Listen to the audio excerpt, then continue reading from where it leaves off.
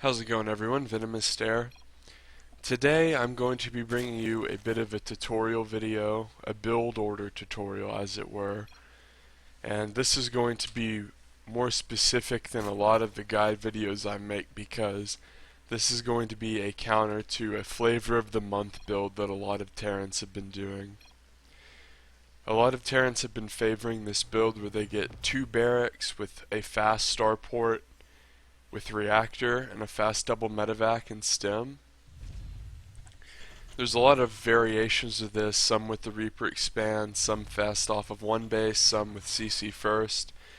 But in general, it's the 2 barracks, one with reactor, one with tech lab, fast double medivac, usually it's 16 marine with stim drop. And this is hard to defend, and if you don't know what's coming as Zerg, you almost certainly will lose to it if it hits you in the mouth unexpectedly, because unlike a ground push, which you see coming with the initial front of your creep spread, which gives you time to react depending on how good your creep spread is, it's just on you right at that moment, so it hits all that much faster, and sometimes you lose so much it's impossible to recover. So this is going to be, as Zerg, what you can do aggressively to just stop it from happening. Because if you don't want to defend against that build where your Terran opponent can hit you in 2 locations at once if they're good, and then follow it up with something like Banshee, or even not even Banshee, even a 3rd base with upgrades, it can be very hard to deal with and get out of the mid game.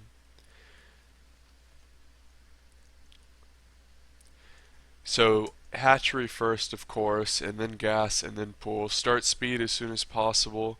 Start your queen start both queens in unison, if you can. And then I haven't scouted his ramp yet. I always assume people are going to open Reaper and blindly make just a couple sets of lings, because if you don't and they go Reaper, it really sucks, and it really sucks to lose drones. So I make the lings, and if they don't go Reaper, I can use them to scout or fend off any other kind of harass. Remember, as Zerg, you should offensively use your lings and liberally use your lings to look at things like 3rd bases, directly outside the ramp of your opponent, your opponent's 3rd and their 4th, maybe even your back door. And you can simply do this by holding down shift and clicking 1 out of the control group, and then holding control down and remaking a control group, thus sending the 1 unit out of the control group and allowing you to re-micro the rest of your lings, and that one will just go do whatever you told it to. Another thing I like to do is lay a tumor down with my first queen, make another one, and start my creep spreading. Even whenever I'm doing an aggressive build like this, and you can see my baneling nest, it's already almost done, and there it finishes. That's extremely early. My opponent is getting both of his medivacs. This is the crux of his build, this reactored medivac. He's being defensive. He's elected to do more of a rush and aggressive variation off of one base. Notice this queen has laid 2 tumors. One can spread towards the 3rd if it wants, or 1 towards the 4th, but it's critical that 1 goes up this ramp. Lots of lings and banes being morphed. Banes, look where they focus, right on the reactor with the depots, blows it all up. He's supply blocked. So these are all the units he has. We'll go into slow-mo. And look at this, he's trying to defend, but he can't really split everything. He lifted both of his medivacs, Enterprising did. He's in the Lima SC clan. He lifted all of his marines up into his medivacs. But then he had to fight at the same time, so he didn't lose his SCVs, so he had to drop something. And now if we go to units, his base is being ravaged. He's down in SCVs. I have the base advantage. If he had gone the CC variation of this build with Reaper Expand, which some people would argue is more popular, I would argue this would be all a bit later and he would have died outright. Would have had less units, because if you dedicate that money to the Reaper and the Expand, you would have even less units. But in this instance, he has 3 Marines. Now, it's very hard to burst down Marines with 3 medivacs with SCVs. One of the main things you have to worry about as Zerg is the Liberator, because the Liberator will stop almost any Zerg-based ground cheese, at least if you don't have Ravagers, which are a new kind of component that, in my opinion, kind of throw off TVZ at its core, because there is something to be said about, oh well, Zerg is limited now because they fail the cheese. I think there should be more risk to Roach-based play. However, Mutaplay should not be so hard like it is currently. I digress. So Enterprise managed to get 1 Liberator out. This means that there's virtually an end to my ground harass. There's at least 1 more on the way in the near future, even after that reactor gets focused down. So I really am limited here in my aggression. If we go to units, I have reasonable creep spread, a little bit going out to my 4th, but not very many drones. Granted, I have more workers than he does, because I ran in, he picked up his workers, and he has a Liberator defending, so I can never truly kill because of the new range of medevac pickups. But I kill a worker, I kill a depot here. He's almost supply blocked, so if I can kill 1 more depot, it'll be worth it. But Enterprising repositions his medevac, and if we go to production, I'm getting a layer, so I do have a backup plan, as it were. Right now I want to be doing enough economic damage to ensure that I'm ahead. There's always a great debate when you're cheesing of, oh, when do I stop making attacking units like Zerglings or Roaches, whatever you're cheesing with, and when do I start making drones and teching up? Well, a good time to, I say, make that decision is whenever the first Liberator comes out, because at that point, if you keep being aggressive, almost anything you do can be easily held, and if you're being over-aggressive to begin with, your opponent can just send a Liberator to your base. Continue to spread creep. This is very important, because the more creep you have, the more vision you have, and you can be sieged on this map, King Sejong Station. Also, I make an additional baneling nest here purely on accident. Not really used to doing his aggressive builds. Usually I make my baneling nest with my Evo chambers. But get Overlord speed to ensure that you can scout and get vision on the map, because whenever you get into scrappy games, you always need to be able to have vision and get information. Notice I have Overlords in almost all the bases, and these should be dropping creep. Because if you're dropping creep on your opponent's base, not only do you know when they try to expand, but you distract them from doing so or inhibit them from doing so by 60 seconds. The creep spread here needs to be persistent, because on King Sejong Station you have to push lots of tumors up through this central 4th base that Terrans will sometimes take with the planetary, and then spread them in a variety of locations across the map, because you want some going to your opponent's 4th, some to their potential 5th, the Terran 4th oftentimes, and down into their 3rd as well.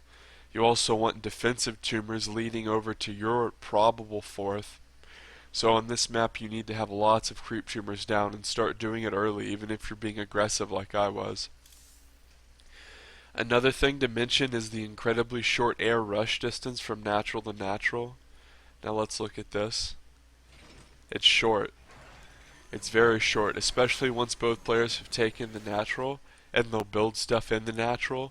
So watch. Boom. Very quick. So I've already seen my opponent going Liberators. He's very scared. Oftentimes players will just endlessly make Lings and Banes like idiots until you pretty much re-wall in. I mean, they'll just endlessly make Lings and Banes and never stop attacking. So as Terran, you have to be defensive, especially considering Enterprising has taken another base. He's probably going to take another one very soon, by the looks of things, a 3rd. But you always have to be wary of Liberator defense turning into Liberator aggression. So a blind spore crawler in the shortest air rush distance, probably in the latter map pool, close spawns notwithstanding, is very intelligent, especially once you've seen Liberators. Also notice Queen's making already. I haven't seen the Liberators being aggressive, but I can kind of figure that's one way he'll try to get back in the game, especially on this map. So So you always want to conjoin your queens because of transfuse, and you want to reposition your spores because liberators can't kill buildings. So have all of your queens selected, make sure you hit your transfuse because queens can only withstand 3 shots, and after that, boom, beautifully defended. Although at my third, he queued one up to get me, so I lose just 3 drones, I think. No, 5 drones. But that's really not that bad considering I didn't lose a queen over here, I'd say. And the spore finishes, I can go back to mining. Enterprising has already finished his CC. But in situations like this where you use both of your liberators to attack, it can be difficult to know when you can safely expand. And look at Enterprise. Every move he makes is seen by this creep spread. This is the importance of creep spread. Sure, he can siege up here in this annoying little spot.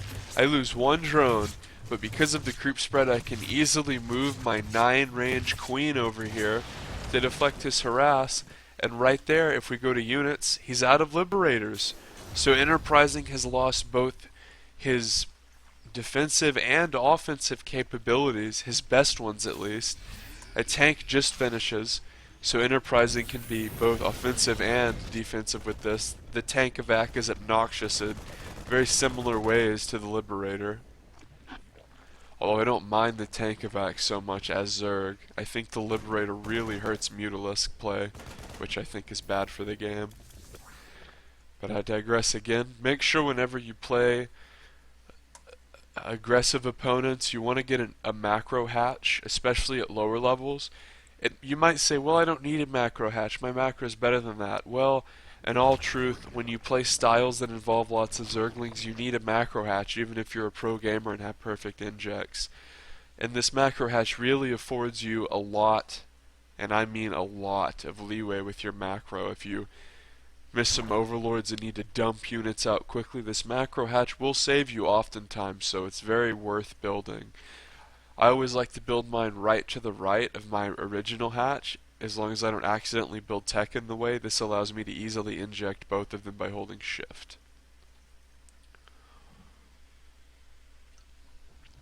Upgrades are important against aggressive opponents, specifically with Zergling styles. Now, whenever you play low econ games, sometimes you cannot start both of your upgrades at the same time, which is annoying, but it's very important not to forget them. This is a popular spot on King Sejong Station, and in low econ games, oftentimes you won't have the units to knock down rocks that you want. But this is a huge part of creep spread. I have so much creep spread that I knew what was coming and had lings there, and my opponent was not ready to pick up what he had, and I easily deflected. You can do that, change your little ping. You can display your ping by hitting Control Alt and F, by the way. And whenever you creep spread this thoroughly, you can deflect corny little harass like this tank evac shit. Like, this guy has a tank evac queued up. Okay, it's gonna go in my main, but he's gonna fly by this creep spreading overlord that sees his fourth. He's going to fly in the vision of this tower. He's probably going to touch this one as well. Notice I have the vision of his third. I've flown an overseer through his main. He's going another starport and factory. So pretty much he's walled in and trying to play for the late game. But what's funny about playing for the late game, let's look at Enterprise's vision. He sees my creep spread, but he doesn't really know the extent of how behind he is. I have about 20 more workers than he does, and granted I don't have creep spread in my main, which is a very small flaw. He's going to shell this baneling nest, the one that I made by accident, the second one. But at this point my Mutalisk have come out. Notice that I made a spire about at the same time as my infestation pit. This is proof that you can go delayed spire as you're teching to hive, and then just use it to build a handful of defensive mutas. But in this case, my opponent is not ready for mutas at all. He has no turrets. He's going into a slow, delayed kind of mech air thing with the third base. But this is what happens when you counter that quick double medivac push as your opponent's forced into weird situations. Also notice the creep spread here. Having good creep spread makes it very hard for your opponent to catch you off guard. And in games, whenever you cheese and then go into macro, it's very important that you're not the one who gets caught off guard.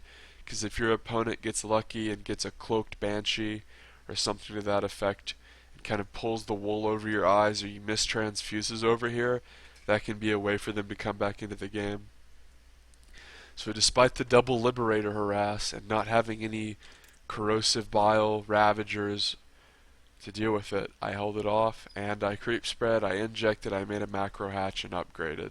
So if that was helpful in any way, if this helped you play against Terran on King Sejong or the Terran double drop, make sure you subscribe for more so you don't miss future StarCraft. Subscribe, it's free.